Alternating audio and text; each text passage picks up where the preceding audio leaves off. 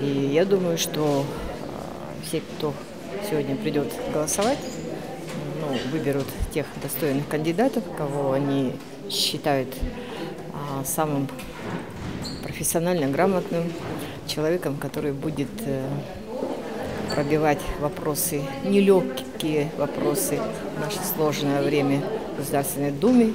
Очень хорошо, что в этом году мы, как регион, я уже говорю, мы как регион можем усилить свои позиции, потому что в этом году объявлена немного другая избирательная кампания.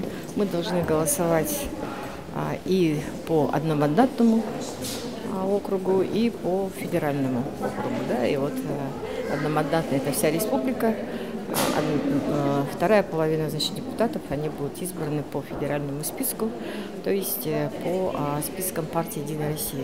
И очень бы хотелось, чтобы избиратели не ошиблись и могли избрать от партии «Единая Россия», от Якутии, 2 депутатов. И я надеюсь, что спокойно летом проведем предвыборную кампанию, и изберем тех достойных людей, которые умеют работать, умеют эти вопросы ставить. Конечно же, очень хотелось, чтобы мы сами себе помогли в это такое серьезное, сложное время.